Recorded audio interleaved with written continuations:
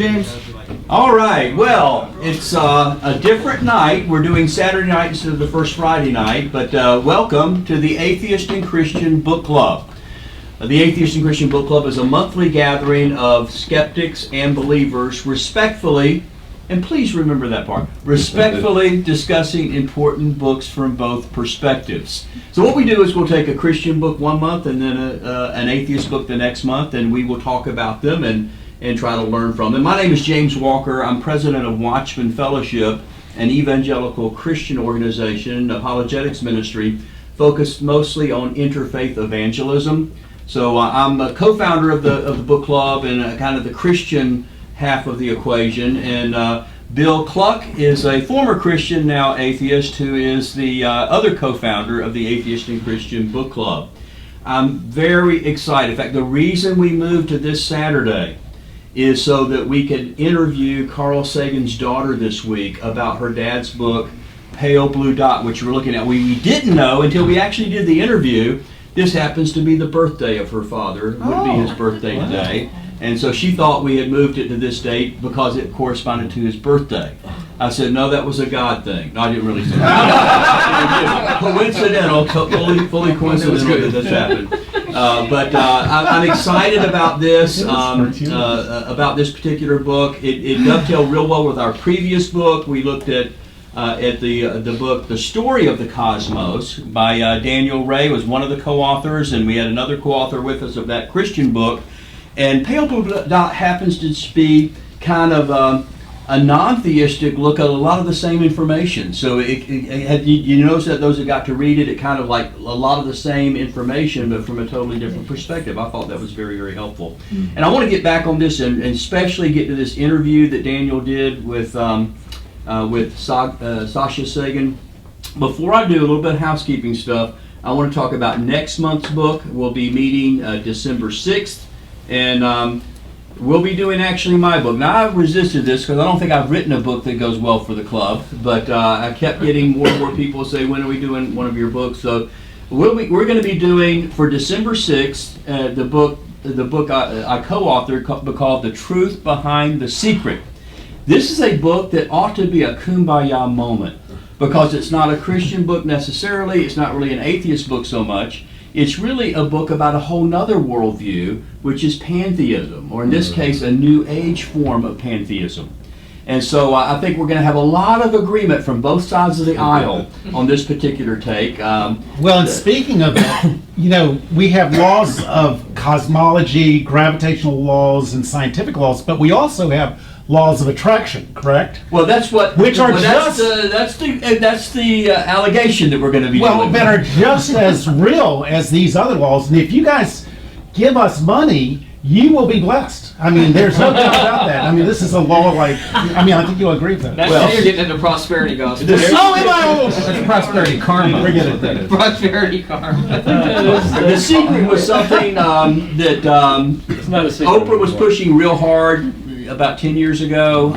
It's still, there's been several sequels to the book now. It was originally a video that became a book. It was so popular that our publisher, Harvest House, asked if we would consider writing some kind of response to it. And basically it's about this thing called the law of attraction. I'm not going to spoil it for you. I do have some free copies of the book left. If you didn't get one last month and you want one, let me know. I'm also making available free audio if you want to listen to the book instead of reading the book. Just come by during the break and pick up. We have several copies right here for you. And I'm going to go and pass around our flyer. Help us get the word out on that. And we'll be meeting on the truth behind the secret.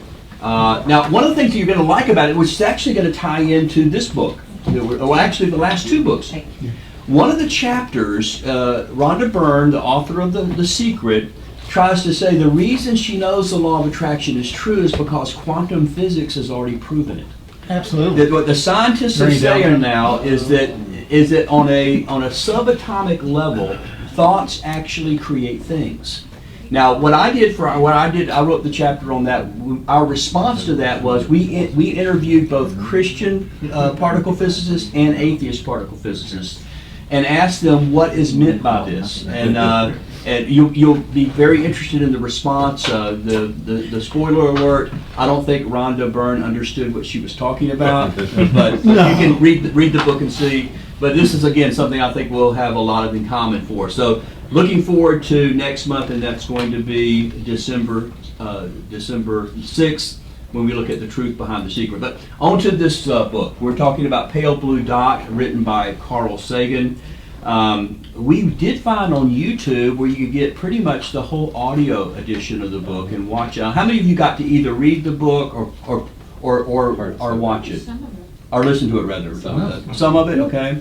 We didn't have any core chapters this time that we told you about that would have been helpful, I think. I felt like the last chapter was really, really pertinent to what we were doing here. And another housekeeping thing, just so we try to kind of get some kind of general idea and get a room shot of this. How many of you, we want to see, kind of take roll a little bit, how many of you would identify as atheist or agnostic? Raise your hand. Atheist or agnostic? Okay, I think that's over half. Okay. How many would be Christian? Identify as Christian? Anybody raise their hand twice? I didn't. Anybody don't know. Yeah, uncertain. Agnostic. Or maybe we have agnostic. Yeah. So So anyway, how many of you got to you learned something about either Carl Sagan or about the whole topic that you didn't know in reading? Remember, this book was written in the 90s, wasn't it? Yeah. Mm-hmm. And so it's amazing. You know, science has come that much further in the decades since there, but there was still a lot of great information in there. One of the things that book reminded me of, I grew up with Carl Sagan, but you forget after these years of how inspiring he can be. Mm-hmm. And it's like, on the one hand, I'm thinking, you know, you can't, I couldn't help but read the book of thinking that every penny that's ever been spent on NASA has been well invested, and we need to double down and come back, and why aren't we trying a manned mission to Mars or something? You know, it's just like he basically makes you enthusiastic for knowledge. But the other part of the book, the subtitle, what's the subtitle of the book? A vision of human future in space. I found it, tell me what you guys think. I found it, on the one hand, to be, we need to, the survival of humanity is in part on trying to figure out how to get off this planet. Well, can I ask Dan, didn't you think that was the most fantastic book on cosmology? This book? Well, as you'll see, his daughter is a gifted communicator as well, but that was, not only was he a planetary scientist, but he was a gifted communicator as well. I got into astronomy when I was a kid. I'm interested in the universe when I was a kid because Cosmos came out when I was 12, and so it was really surreal to talk to her because her father got me this. But I think it's one of the most eloquent books, scientific books, science books with philosophy and everything else. It is an eloquent. It's a classic.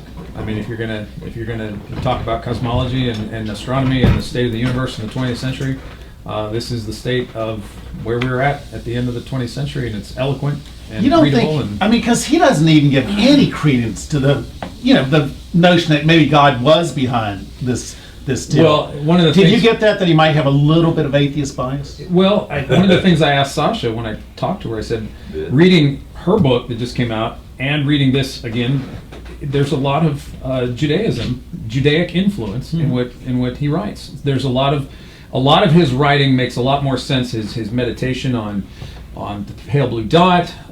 He mentions Psalms, and he's very familiar with Scripture. And a lot of his proclamations, a lot of his observations are very Old Testament prophet, Judaic.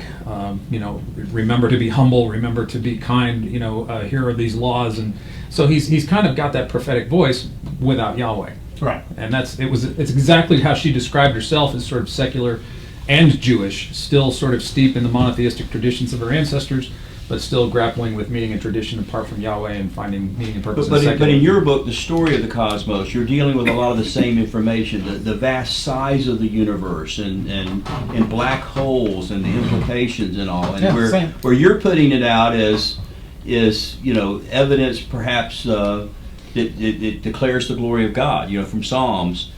he's looking at the same information and coming to a whole different. Yeah, he looks at the Hubble Deep Field, and you're just like, oh my gosh, I can see the glory of God all over the place. Yeah. He's just like, it's just mass, it's just, Well, hydrogen. we chatted with Sasha, one of the questions that we touched on was, why doesn't the universe count as evidence for God's existence? Because both her and her father very eloquently expressed the wonders of the universe, and but they stopped short of attributing that to God's handiwork. Right. And she said so civilly to me, she's like, well, that's where we part ways, and that's kind of where we left it. But it's true. We have this remarkable universe that a lot of her book, in fact, talks about the celebration of the seasons and the cyclical nature of the heavens, and centering celebrations on solstices and the equinoxes. And so there's this regularity of celebration that comes from nature, but yet she'll stop short, like her dad did, and attribute this regularity and unity in nature to God. But her celebratory, ritual-seeking meaning and purpose are derived from the cosmos in a lot of ways, the summer and winter solstices, the stars, and those kinds of things. So she still finds meaning and purpose in the celebrations of nature, but without Yahweh, without God.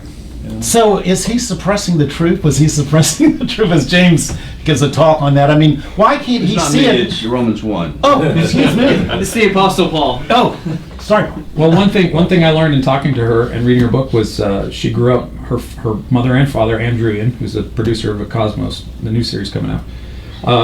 They were very open and very deliberate about teaching Sasha Judaism and Christianity, which I didn't know. They had a nanny. She had a nanny growing up for the first 8 years of her life. That they took her to church. She was very open with the family about her Christian faith. She was a nun that, I think it was the Andes Mountains. She came to New York and worked for the Sagans, but she was very open about her faith in the Sagan household. And Sasha grew up with an appreciation for Judaism and Christianity that was deliberately taught by her parents. So it wasn't like there was this forbidden, don't talk about religion or Christianity. They were very much open to teaching about it. So she's knowledgeable about the tradition. So when you let me say this, another really cool thing about the timing of the book and all that, and there was a lot of question that we had about, do we really want to do Pale Blue Dot, a book that was done in the 90s, and going back and forth this, but the marvel, I don't know how many of you saw on our Facebook page, just this month's issue of National Geographic magazine has the update on what happened with Voyager. Yep. It's all about Voyager. Remember, the pale blue dot photo is when they turn Voyager around and get that one last shot of Earth, and that's the pale blue dot. Yeah, and Well, Voyager has finally, which he predicted, I think he was off by a year. Voyager 1 left our solar system in 2012, and he said in this book 2010. Yes, And so Voyager 2 is what But was Voyager introduced. 1, the instruments to measure what was happening as it goes through that, what do they call that? Heliopause. Yes, that it was not working. Voyager 2, it was still working. So just this month, it did it a year ago, but it's taken that time to get the data and process it. Now we know it's much more mysterious than we thought it was. Mm-hmm. And so, and this is the Voyager that he's talking about. Was it 40 years ago, however long? 77, 80, Yeah, 77. and so it's taken all this time, and it's still in the news right this week as we talk about it now. So it's just amazing to me. And he was pretty dead accurate about, he was talking about Mars rovers. And boy, he was on with Curiosity. I mean, there were some pictures of there, and his descriptions were spot on to what Curiosity actually became. So there is some kind of a measurable boundary to our solar system. Mm-hmm. Where the solar wind basically stops and encounters the extra solar system energy, particles, wind, whatever's out there. They kind of are coming together, whatever's going on there, and it's kind of an unknown zone right now. Just like the Santa Ana's meeting the sea breeze in California. Kind of pretty much the same thing. But I read the article, and outside of the heliopause, Voyager 2 is Gone. beyond it now. Yeah, yeah.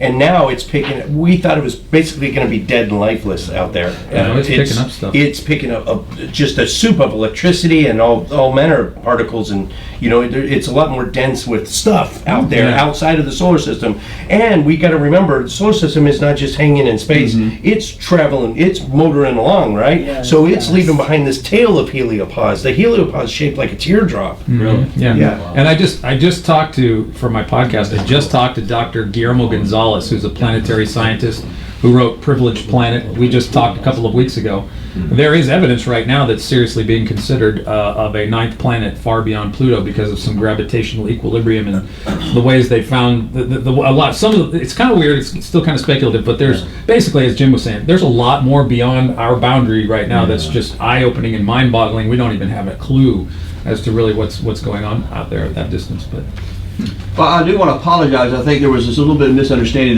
that we weren't going to be able to actually have Sasha with us right now live by video. We had to interview her earlier this week. That was the only time she was available. She's released her own book, A Small Creature for Small Creatures Such as We, and she's on a book tour right now for that. So some of you got some questions in by video, and we've got some new technology that allows us to do a much better job of how we do a remote video interview. You'll be able to see in just a minute. And in fact, maybe we ought to do that now. You want to? This is an interview. We asked for questions. Remember, if you have a question about Pale Blue Dot, Sasha Sagan, she was kind enough to join us and take our questions. Now, the first one we're going to deal with is Daniel Ray is going to ask the only real provocative question. This is the one that got her face kind of. She's like, wait a minute. Extremely gracious. She was the whole time. And kind, gracious, and interesting to talk to. So, but do know that this question appeared about 30-40 minutes into our interview, so we had some rapport going before I asked this. I didn't drop the bomb right in the beginning. So, you ready? Okay, let's watch this interview.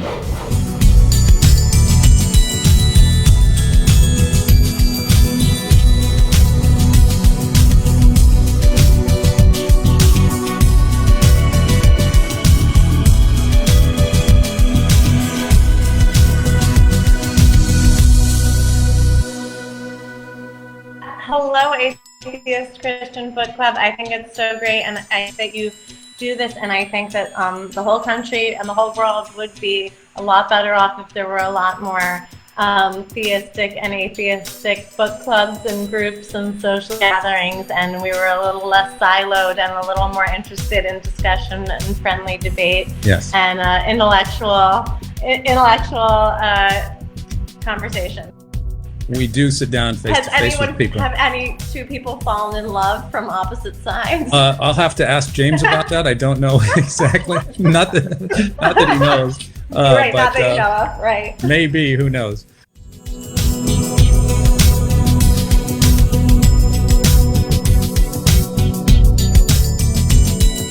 Because there's not. Well, why would it? I mean, that's it. I mean, it's to say, well, the universe has to be created by something or someone. Well, but then did God have to be created by someone or something? Yeah, sometimes that's the question that gets asked a lot. But in a Judeo-Christian sense, of course, you guys know that God generally is not viewed as being created himself. But I know that. Right, but so why can't that be? Why couldn't that? I'm not saying that this is my view, but why couldn't that be true for the universe? Well, I think for me, scientifically, you have the option between sort of the universe or the cosmos existing forever, being eternal or infinite. So you have these terms, and this is what I think, you talk about in your book, the idea of using the theistic terms, because I think infinite and eternal in terms of matter, knowing that matter and energy is infinite and eternal is something that you kind of have to assume like God is eternal. So one way or the other, we assume either. But you have to assume God is eternal. Yes, I mean that's I guess where we part ways. Yeah, that the question that boils down to, do I have, for lack of just being colloquial, for lack of a better term, is the universe? Do I believe by faith that God is eternal and created the universe, or do I believe by faith that the universe has always been or is eternal because nobody was around? No. There's a third way, which is just there is. We don't know. We don't have enough information, but we don't have. I'm not saying that the universe is eternal. I'm just saying, as we get closer to understanding how this started, we may have more information, but that we have to sit with the ambiguity, because to me, saying, well, I know by faith that God is eternal, that doesn't fit into me trying to understand scientifically how we got here and how this all started. Yeah, Right. No, and I'm not advocating that we say God is eternal and stop doing science. I wouldn't. That's some people Okay, might say, so but no. science requires that we just keep looking for the evidence, and when we don't have enough, we just sit with the ambiguity until we have more.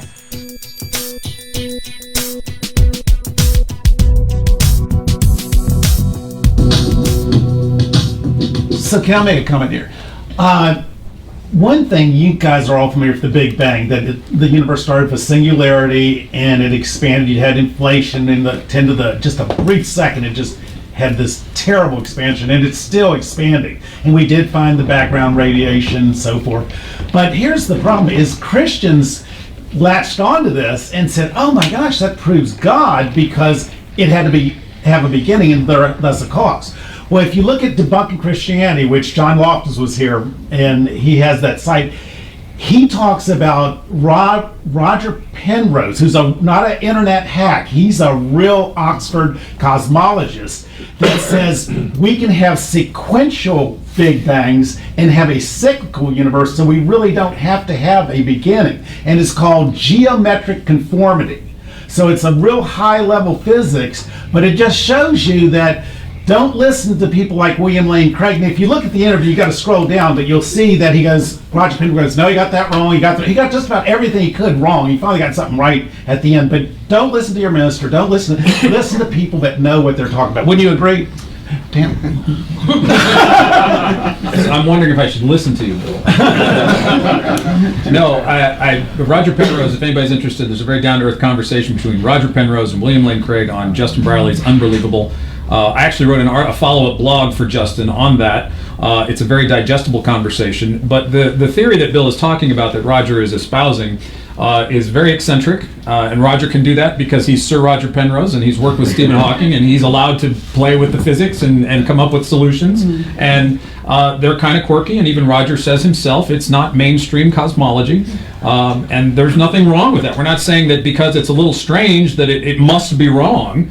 But in responding to Bill Craig's pushback about an origin and what might be behind the origin of a universe, Mr. Penrose was continuously referring to metaphysics, speculative theories, and even appealing to mathematics, which even Penrose himself said has a realistic, objective reality, kind of like a Platonic realm. He is one of the few physicists out there that will say mathematics exists independently of mind. And Bill Craig was pushing back and saying, well, doesn't it make sense that all of this comes from mind? And Penrose, he would come up with a story or some sort of metaphysical explanation to kind of go around the idea that the universe and mathematics came from a mind. So to say that there's no evidence for this, unlike course, the Big this is Bang? guys, The science it's not like the science has not played out on the it. point is, the good point is when you have a theory, I just talked to Luke Barnes, when you have a theory, the cosmologist, the ideal world is the theoretical cosmologists and theoretical physicists do the math and all this stuff, and the observational astronomers over here, they're doing their thing, and they look through a telescope, and hey, that matches the math over here, and bang, that's what happened with the universal expansion in Big Bang cosmology. You had observational and theoretical science coming together, and that's what makes that model such a sticking point. But don't you think, Dan, you don't want to be too quick to jump on these? Oh, no. In the beginning, when in the 20s and 30s when this came out, even the smart people were like, hey, let's not theologically latch onto this because this is a very new development. And in truth, Luke just told me, I just talked to him this week, that the reality of it was when the physics showed or was hinting at a beginning, it was abhorrent to the physicists in the discipline. It just was the static eternal universe was the way it was. Don't topple that. Never mind the theological implications. It was just a very disturbing paradigm shift in cosmology. It's still disturbing, and I think that's why you're looking for a while. And the thing with the Big Bang cosmology is you do have the background radiation that supports the theory, and then they have been able to find the redshift. That's the Hubble effect that backs the theory. So you have the observational is bringing forth evidence that matches the theory. The problem is that you don't want to say that means it's true. All the models that we have have a shelf life on them. Every model that we have has a shelf life, whether it's steady state model or Big Bang model. It all has a shelf life. Yeah, but we finally arrived at the truth with Roger Penrose. Penrose is not just saying that William Lane Craig is wrong. He's saying all the cosmologists are wrong. He's alone. He's alone. He's alone in his camp. Yeah. But you understood what you're saying, that the mass of the protons eventually dissipate. No, there's no mass in the protons. And electrons. Yeah. The what he's suggesting, his whole theory kind of hinges on the fact that an electron would eventually lose its mass. Right. And then without mass, you have a space-time dilation, that there's no space or time, and so it's very theoretical. No one's ever observed an electron losing its mass. And not Bill Craig misunderstood that perspective of the theory and admitted he was wrong about that. Thank you. But if you watch that video, I mean, Mr. Penrose, when Bill's asking him questions about God and mind, he's just kind of like, well, I don't know.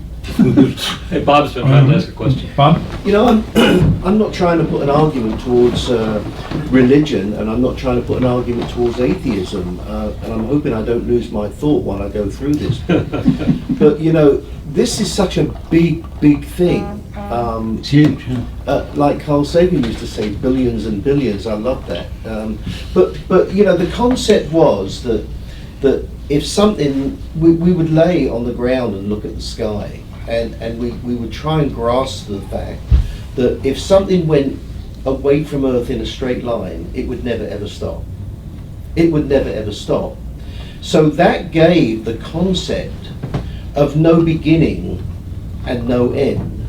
And that's what Roger Penrose says, that it could be an infinity. So why can't you just have faith, Dan? So here's the thought. Here's the thought that I'm working at is, whenever we talk about Big Bang, and you know, was it God that created this, or if God created it, who created God? I look from another standpoint. I mean, I think it's really egotistical to think that everything that is here for billions of miles is to support this crazy. Oh, absolutely, Bob. That's his whole point. Right. Yeah. So, but this is my point. So the thing is that to me, and I happen to believe in God, but if there is that continuum, that there is no beginning and no end, the reality is, when I think about it, when this universe was created, it wasn't the start of everything, it was an addendum right. to what's already been there. But they have to go and shoehorn God into the picture, right? Because of their bias, right? but see, you know, it could be a scientific thing, hence no God, or it could be a God deal without having to even touch on who created God, because this has been here for eons, and right. So what do you think of that? Never beginning and never ending. Right. Well, my 2 cents, and I understand completely what you're saying, Bill. Bob, sorry. Everything but your name. I'm sorry, I got it. But I think, first of all, to dispel the idea that the universe is primarily... See, a lot of people get the fine-tuning. We talk about fine-tuning, they say, well, it permits life, and we think that the fine-tuning... the sort of straw man argument of that this fine-tuning argument says that the universe was created for us. And that's not what the fine-tuning argument says. The fine-tuning argument just says the universe, the way it's structured, permits carbon-based life to exist. It doesn't say how much, it doesn't say where it is or whatever. It just says that carbon-based life can exist. It doesn't say that the universe's purpose is solely for our existence. According to Scripture, the purpose of the universe is to declare the glory of God. It's for the glory of God. It's through Christ. In Colossians it says this, that by Him and for Him and through Him all things have been created. So, but in answer to the question of what maybe started it or what got it all here, you think of the dinner that we just ate, you could explain that through convection and you know, the technical ways of how you cook things. And that's a perfectly legitimate explanation. You can also explain it in terms of the people that prepared it. So there are 2 parallel legitimate explanations. You have a personal and a scientific or a technical one that I think they're not mutually exclusive. They run in parallel like railroad tracks, that you can have, you know, person as an explanation. Yeah, Bob made the chicken. And then you can have a technical explanation. Yeah, the oven, we set it at 350 and we put the oil and we cut the potatoes. And, you know, you can have that technical explanation as well. So I think for me, you have those 2 sort of lines of thought running parallel, and they're not mutually exclusive. And in that case, both explanations are true. Yes, Why absolutely. is water boiling? Well, you can go into the thermodynamics of water boiling and the heat, or you can also say, because I wanted to make a cup of tea. Yeah, and what I was talking about with Sasha there, and she said it at the end, where you notice that she went with, you know, the scientific explanation, as though if we had a scientific explanation, we wouldn't need, Ron's boiling the water. You know, Ron boiling the water might not be satisfying in a technical sense. Well, what do you mean Ron boiled the water? You want the technical details of Ron's boiling the water. If I just said Ron's boiling the water, it doesn't give you the technical details. You're not going to pass a physics class if you just say, well, why is the water boiling? Well, Ron did it. That's not going to look good on a test. But I think Sasha and I were talking about two different things in the one sense where for her, the technical explanation of water boiling at a certain temperature says that we don't need to mention Ron. But you see the fine tuning in all of these amazing, which we'll admit, constants and these precise things that have to be measured on a razor's edge for life to exist. You see those as pointing toward God and pointing toward you, for you and Anthro, and she's looking at it entirely different. What were we going to say? Nothing, just absolutely that. I mean, I don't see why. Why do you have to go and throw God into the mix? Religions arose in part as attempts to control, if not at least to understand, the disorderly aspect of the nature. And it's kind of like, this is just a very simple explanation, but it's almost like, and we've seen this in the book from the girl who had the hots for the tennis. I don't even remember. Oh, yeah. Holly Ordway. Okay. Jim remembers fencing. Wait, go ahead. Okay, but it's all, that's all. But it's almost like the more science we learn. Back in 1800s, we didn't have a lot of science, so we just had a lot of faith because Papa's preaching and you got to listen. The more science we get, the more religion wants to get in on that. Yeah. Hitch their horses. We're not going to go by faith anymore. Papa said we were going by faith, but now we've got to fight these people because they're using science. Oh, we're going to put our little That's exactly what's happening. Now it's evidentialist apologetics, and then you've still got old school presuppositional apologetics to say, just believe it and shut up and, let us take care of it. Yeah, I see that completely, if I may, I see that completely, I can see that's a complete reversal of the way I look at it. I look at, why am I here? Where did the universe come from? What are the answers to the big questions? Okay, what's all the evidence from every category? Science, and everything. And what is the totality of evidence? And look at it. Now, we're all looking at all that evidence and coming to different conclusions. To accuse Christians of trying to shoehorn God into the Big Bang or to fine-tuning, I think is unfair. Wait, Ken, are they doing that? Christians. You raise your hand. Jim's had his hand up longer, I think. Then we'll go to Ken, hopefully. According to Christianity, God is eternal. He's infinite in the past and the future. The arrow extends both ways, correct? He's always been. If he's in time at all. Yeah, right. He's outside the area. By its very definition, if the past is infinite, by its very definition, there would the creation could never have happened logically. Yeah, in a linear time scale, you can't. Totally agree. If we would say that God, you'd never get to creation. You'd never get to creation. Right. The incremental steps would always prevent you. It's like going to a library. What would prevent you? The incremental steps, like going to a library where there's infinite numbers of books. Or the arrow that makes it halfway to the You're the new target and it never librarian. gets to the target. You just got hired. Your job is to put numbers on all the spines of the infinite library. Right. Where do you start with one? Yeah. Yeah, you're right. And this has been one of the philosophical arguments why, theoretically, time could not be infinite just because we could never arrive where we are. Forget God. Just time. I've never asked that question of a believer before. I mean, what's the answer? Well, we would say that God is not so much infinite in time, but he's outside of time and space. He's timeless. So he created time. Well, that opens up a whole. I've already touched on that. If you're timeless, that means you're incapable of movement, because movement is the measurement. Not frozen in time. Wait, he's timeless. He's not frozen in time. Right, but if he's not under the dictates of time. Time is just a measurement of movement through space. 24 hours is what time it takes the Earth to do that. But the space didn't exist either. That's what we're saying. He creates a temporary experiment called time and space. He's outside of Yahweh cannot be made of atoms then. No, Okay. Exactly. And that's where you That's this is where the science were made of atoms. Back up what Spaceless, timeless. You've heard the Bill Gates bullets. These Bronze Age goat herders that were proposing this were saying that God was timeless, and now we start to see why it would have to be that way. Because if God was made of atoms, if God was something, then how do you even have that? And I think Dr. Sagan in Pale Blue Dot does. You mentioned earlier the question about controlling. At least in traditional Orthodox Christianity and Judaism, there was never any delusion that we were trying to control nature, but that Yahweh was always in control of nature. But without Yahweh, and what you see a lot of in science technology, especially, it's very well expressed in this book, and Dr. Sagan's pretty candid about it. Are you comfortable with the way science and technology are developing? He talks about this edge about, okay, we develop a nuclear weapon, we can move an asteroid. But if we move an asteroid out of Earth's orbit, or if we explode an asteroid, suddenly we have all these nuclear warheads going around Earth. Who controls that? And so in our attempt to try to control our environment, we are actually, as he says several times in here, if we don't destroy ourselves first. Yeah. He says Sasha that phrase brought that up too. over and over and over again in this book, and it's a very real question of, okay, we can build atomic bombs, we can build Hubble Space Telescopes.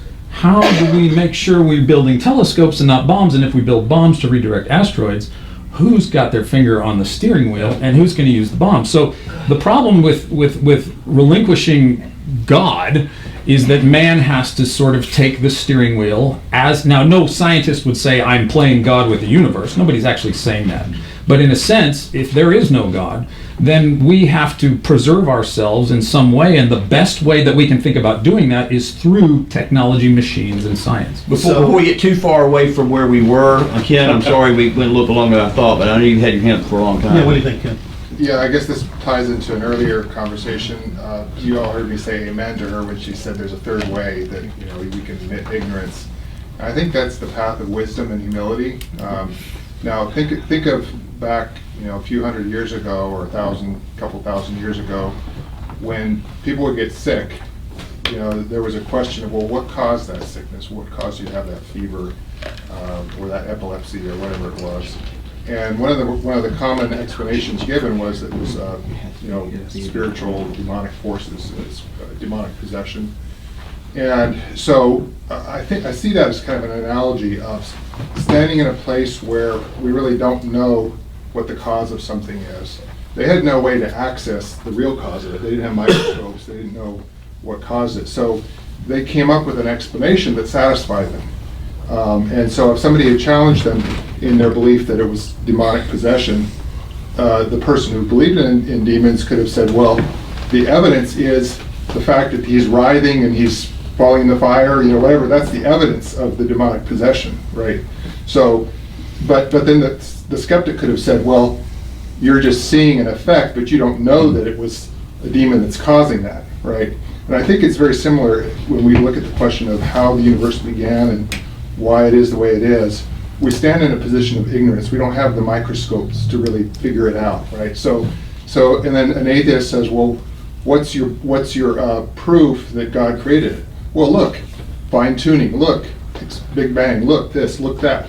Well, that's the same position as saying, well, we see an effect, so we got to come up with a cause to fill it in. We don't really know. We don't have evidence for the existence of that cause, independent of what we see as effects, and we're making a supposition, but we don't have direct. So what do you think? I think what you're saying, make sure I'm understanding correctly, that there's a tendency on the part of Christians to see something that we can't explain, right, and seems very impossible or improbable, highly improbable, better way to say it, right, and think because it's so improbable and so shocking, that's evidence for God.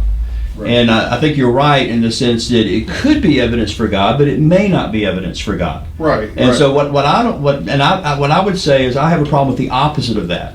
We understand a little bit about science and how something happened, so therefore we know there's no God now. Well, and I think that's wrong. It's like I used to think that Fords were created by Henry Ford until I found out about internal combustion and about assembly lines, and I realized that we don't need a Henry Ford. Well, that's why she's talking about a third position. Right. I'm standing behind her efficacy of that third. How many would with her third position that it's okay to say we don't know? How many would agree with her? Absolutely. I think the whole room concurs on that. Yeah. I think a fourth position is possible. Uh-oh. Come on. It's best possible explanation at that time.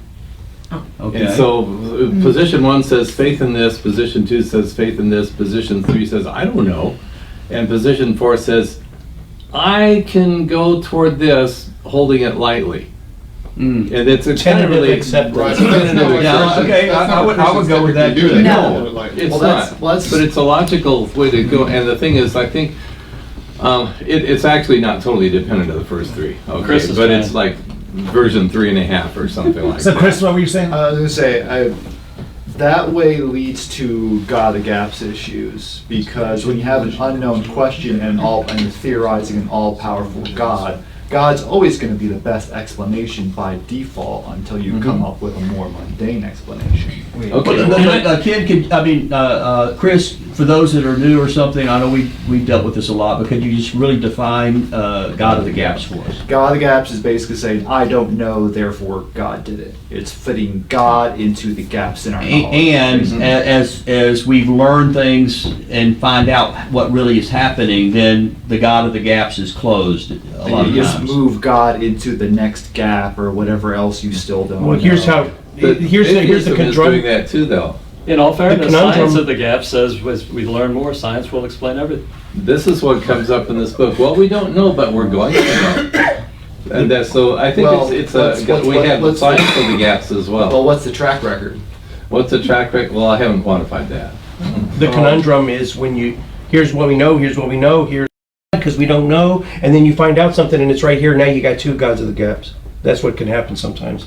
The gap inevitably never gets fully closed. It sometimes gets worse. And with all the things that we like about science, and that it's self-correcting, it's falsifiable, things that we all agree science needs to be that way. But it also means, because of the very nature of science, which is unavoidable, that every model that we currently hold to is going to be out of favor. So whether it's continental drift or whether it's plate tectonics or whatever, the models have a shelf life. And so what happens is you're never arriving at an ultimate truth, but you're hopefully making progress in the area of truth. I was kind of partial to Newtonian physics. I mean, I don't know why they had to go and complicate Well, I don't think we're saying they're not true. I just think that that's not the whole story. I'd like to suggest that this best possible explanation is how criminal investigations work and how science works. Because you say, okay, we go for this, and we says, well, this is the best explanation we got. Hopefully, I was just reading another book that talking about false convictions. So, it doesn't always work. But this is how we operate in general life. We say, what's the best explanation I have for that? And so on the everyday level, we kind of live that way. And I think too, the science, the other question about the gaps question, everything we're talking about, something Sasha concluded that last comment with, is science the requisite determinant for gapping God? I mean, would science be prepared to recognize what evidence for God would look like? Is the role of science appropriate for closing the gap, if you will? Because what we're talking about is scientific knowledge sort of filling in theological gaps. We said God did this, God did this, God did this, but really what this implies but does not say is, how does the scientist know that God has finally been replaced? That must mean that you kind of have an idea of what God's nature is if you're replacing it with something. Well, it's not a specific claim, right? If we're talking about hypothetical, if we're talking about what makes thunder, and we want to say Thor did it, then we can replace that specific God claim with a scientific answer. No, Chris. I don't think it's God is replacement. bowling, and that's when the Yeah, ball yeah, is. right. Bob had a statement for us. I have a great deal of fun with this because it's like when this evening started, James, you asked, who are the Christians in the room? Raise your hand. Who are the atheists and the agnostics? Raise your hand. Who raised your hand twice? But you didn't exactly ask who didn't raise their I was hand going at to all. ask that, because I saw you not raise your hand. Right, you didn't ask who didn't raise your hand, and I didn't raise my I hand. apologize for leaving you out. No, Bob, you are recognized as the most unbiased person in this room, okay? I think it's great because here is the deal. I have a personal belief in God, and I have a personal belief that when I step out of this meat sack, I move on to the next adventure. And I have the universalist attitude that we all came from the same place and we go to the same place, whatever the hell we believe and whatever the hell we did. So here's my joy in life. I believe, and that's good enough. And I see the humor in people that have to have a rule book as to what to believe and how to do it, and people that have to build their knowledge to say someone else is wrong, because I don't give a hoot. Well, thanks for that confession. Michelle had a statement. I just have some thoughts, but no conclusions. One is, of course, if you're defining God as everything, as something that is everything. No. And, well, if you are, because I didn't really hear a full definition of God, and I'm new to this group, so I don't know. We're using the word God, and I'm not hearing how it's being defined here. So when we use it, it's very difficult for me to discern exactly what people are really thinking when the main word being talked about is not clearly defined in my Well, mind. let's define it real quick as a supreme being who is not the creation itself. Not The creation is not God. Outside. In fact, That that's is come up as a another great worldview. question, because we're going to kind of get into that a little bit with Carl There Sagan, it is. actually. And the secret. Because there's a question to whether he would be more comfortable identified as a pantheist versus an atheist. And we're going to I ask was about Sasha to say, about that. James, we're gonna have to call She it the didn't finish the Atheist, question. Christian, and Deist Book Club now. And Bob. Let me say this Followers here. of Bob. There's Or Bob. Leave me alone to have fun. I mean, this is great. So the other thing is that with God, if he involves everything, okay, then he might also be considered science. He might also be considered a cup of tea. He might be considered everything that we do talk about in opposition to God.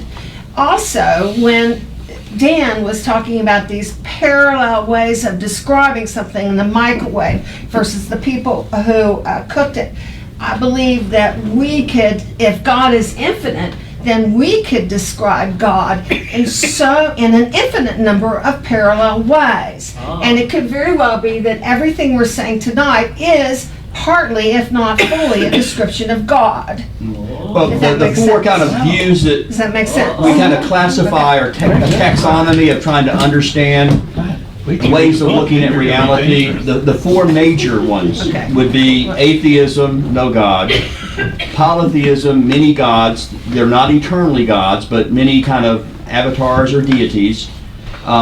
There's theism, the idea that there's one true God, and that God is all powerful and infinitely good outside of time and space. And then the other view that we're going to be looking at more next month, but we're going to touch on a little bit this month, is called pantheism. And that's the idea that God is everything and everything is God, but that God is impersonal. So in polytheism, you have personal gods, whether it's Zeus or Aphrodite. When it comes to theism, you have Allah or Yahweh. And then when it comes to pantheism, you don't say God he, you say God it. This is The only thing that bothers me about that is that whenever I come to a conclusion about God, I get very nervous because it's very doubtful that I have the answer, and very doubtful that anybody does, and that's why I did believe in what she said about being ambiguous.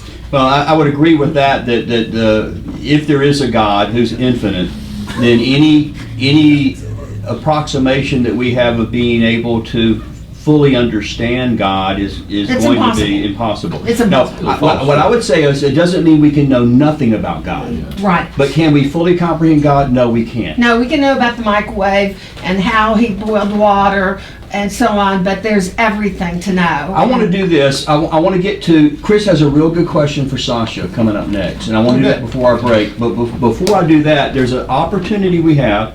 I'm not going to say it's a God thing, okay? But I'm saying tomorrow afternoon the Cowboys aren't playing. They're playing tomorrow night. And I'm just saying, you say coincidence, I say God. But and I got this idea actually from Terry. Where'd Terry go? Terry, you had the idea. I've been looking ever since you posted it on our Facebook page. Black Holes is playing at UTA tomorrow afternoon at the planetarium. Oh man! And this is let me just read: the few mysteries in the universe have the power and awe of the black hole. We are now on the verge of understanding their true nature, etc., etc. Sunday, November 10th. That's tomorrow, 1:30 to 2:30. Oh man! Here it comes. The cost is $5. $5.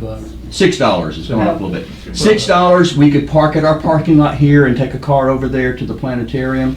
if you're interested, I will come back, and if you're interested, let me know. If you want to have a away team. I've got the SUV. I can take about 6 people. Oh, great. It's Okay, very and, good. We this is saw just it. 1 hour It's long? really good. Yes. We did it. About and 1 hour, It was yes. very informative, but it's a little shallow technically. Uh-huh. Those of you that have looked at cosmology probably won't learn anything new. But for somebody, What is it like visually? It's got a lot of good visuals. Okay, I would be willing if anybody wants to go with me. So you can think about it, just let me know in the break or when we're over. So let's get to our interview. Chris asked a really good question. It touches on morality, and are we ready for that? Yeah. Let's watch that right now.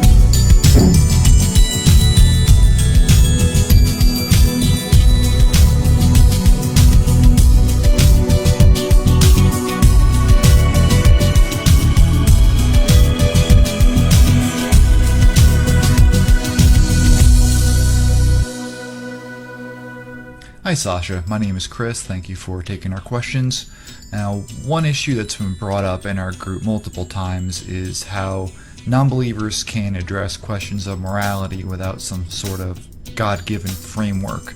I was curious how your father taught you how to be a moral person without referring to divine authority, scripture, or anything of that nature. Great question.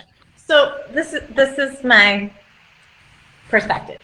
Every one of us, whether you're religious or secular, there is a framework of do's and don'ts. You know, the laws of where you live, you know, your rules when you're a teenager in your house, and every one of us is deciding which rules to follow and which not to. I mean, you know, nobody freaking out about, you know, it's like, okay, thou shalt not kill. Great call. Agree, everyone, that definitely, let's do that. It's a good one. But then it's like, okay, well, like wearing clothing of mixed fibers, is that real? You know, there's stuff there that's like, you know, you know, working on the, yeah, you're going into the Old Sabbath. Testament, Old Testament laws. Right, Yeah, but there's yeah. things that were, you know, that any, you know, more and more, I think, you know, just like anything, like, do you sometimes jaywalk? Do you sometimes go 5 miles above the speed limit? Do you sometimes, you know, do... Five? Yeah. And it's like every one of us has an internal compass that is, you know, navigating what we think is really right. We have some degree of empathy. We have some imagination to think, oh, if I do this to this other person, that will be really unpleasant for them. Or that nagging feeling when you're like, oh, I don't want to go to this thing, but if I don't go, this person will be really hurt. You know, we all have that inside of us, whether or not we believe that anyone's supervising. And, you know, there are people who, you know, and historically who have been very devout, who have done terrible things. And there have been people who don't believe, who have spent their life giving to others and trying to make the world a better place. And I just think there's not, you know, I mean, my parents taught me to be empathetic and kind and grateful for how lucky I was, and to remember that the fact that I grew up very privileged I was extremely lucky, and that other people were not so privileged, and that it's my duty then to try to make the world a little fairer and to try to do right by other people who maybe didn't have it as good as I did growing up.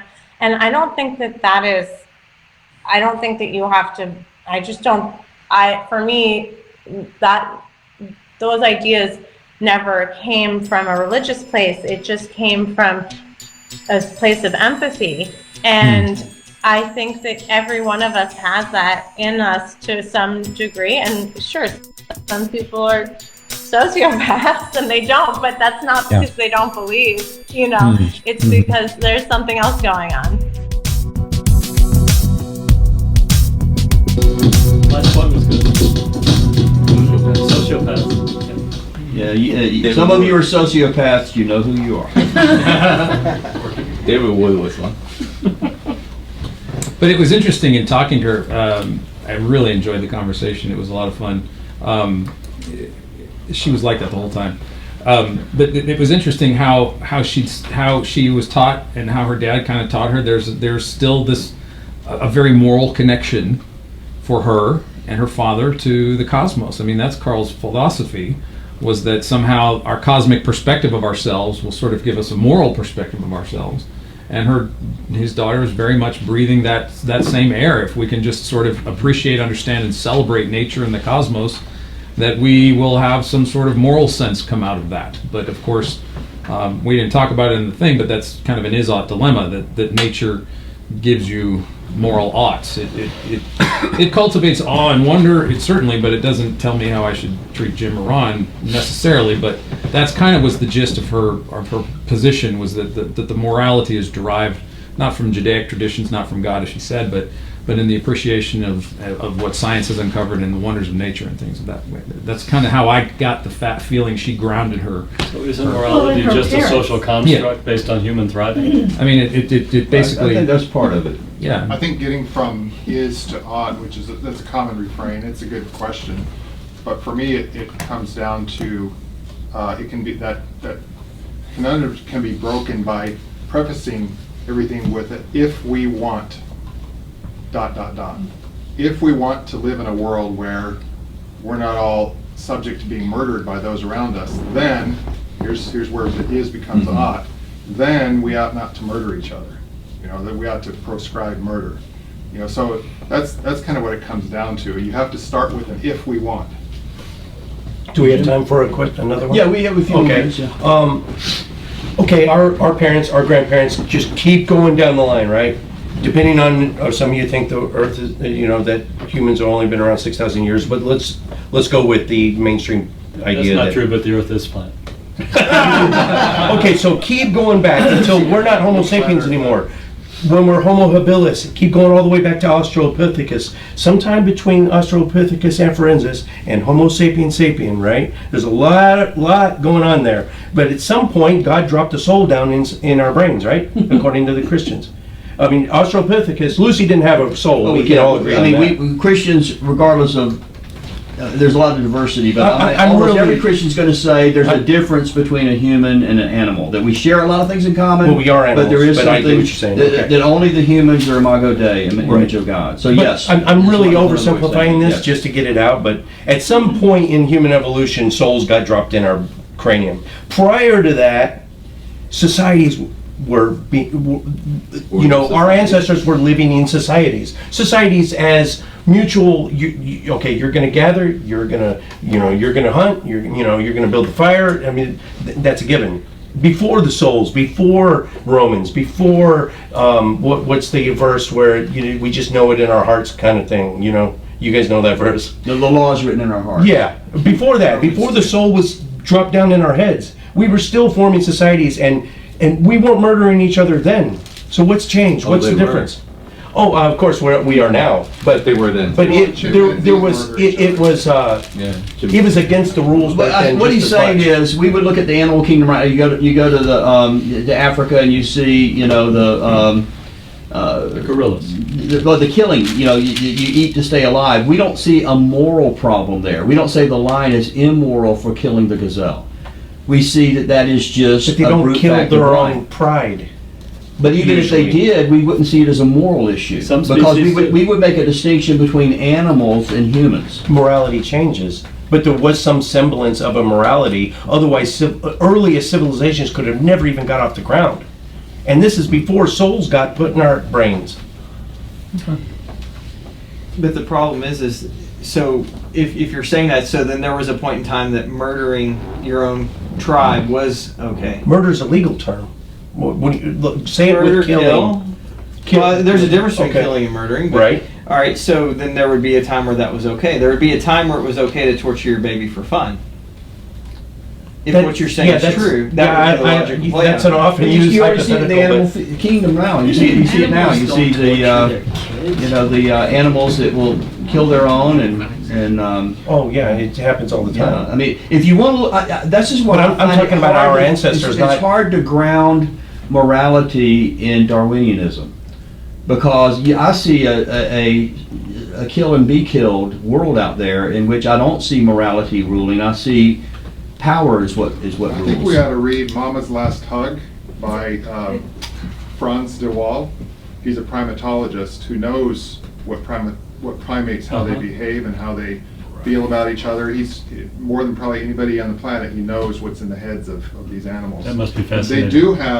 They do have a sense of group morality, and they have proscriptions, and Primates they have over punishments, and they reptiles have retribution, they have revenge, they have hopes, they have dreams, they have pretty much They have honor. everything that we have. Honor. Yeah. Yeah. So would you say that comes from evolution, genetics, and It comes from being a Darwinianism? social species where you have to get along and thrive together. I mean, animals that are not social species, like certain Insects cats, or even probably have a less Well, cats. less developed sense of morality than. But if you go to the zoo, the primate cage, the primates stick their rear end out at you. You know. Because they're in captivity. That sense of fairness. Did you watch the video of the captain monkeys throwing? Throwing the poo at each other. Yeah, that's a sense of fairness. I would say, I think most Christians agree that all dogs go to heaven, all cats go to hell. No, but James, you got to have something. You have to make strings for the harps in heaven, so you have to have cats. I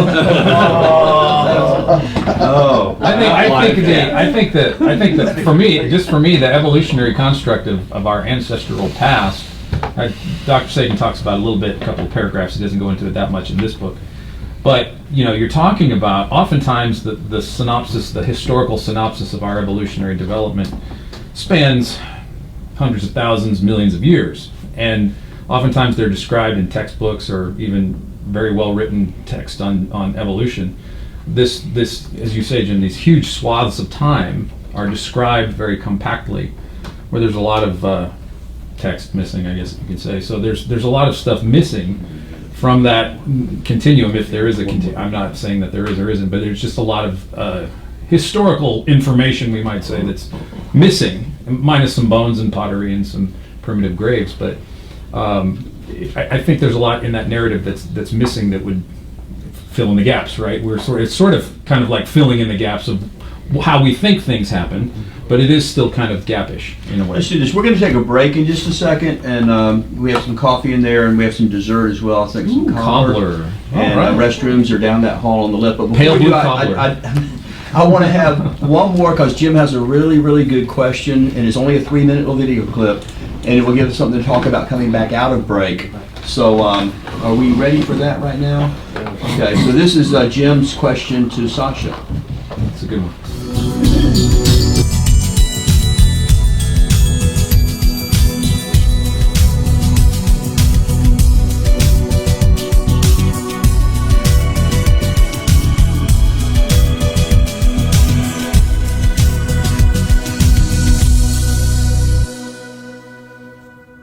Hi, Sasha. It's Jim Hall here, host of a webcast called Atheist Edge. My question for you is this. Carl seemed hesitant to identify as an atheist, and some reporters have even indicated that he rejected the label agnostic, although many might describe him as something of a pantheist given his deep reverence and awe for the universe. Philosophically, atheism is best described as a direct no answer to the question, do gods exist? By this strict definition, neither I and I would guess your father are atheists. However, there is a colloquial definition that is simply a lack of belief in deities. Do you think Carl had reluctance to identify as an atheist because he adhered only to the more formal definition and disregarded the common parlance? Or was it possibly that he maybe thought the term atheist was too provocative or confrontational and didn't fit his gentle nature? Thanks so much for answering my question, and take care. So it's a great question, and he did have a really gentle nature. Yeah, I think that, he was a scientist, and again, maybe there's a word missing here for what it's called when your worldview is science, and I would just say he would say that he would withhold belief without evidence, and so I don't think that he would have described himself as being an atheist in the sense of having total conviction that there was no God, but just the idea that we don't have any evidence to support that, and human beings have the tendency to you know, without looking at the things that we can measure and prove, it's hard to know what's real, and that's what he was really truly interested in, was what was true, what was verifiably, provably true. And that's what his life's work was about, was understanding that and celebrating it, because for him and for me, the things that we've been able to discover through the scientific method as a species are so often more astonishing and breathtaking than anything that we humans come up with on our own.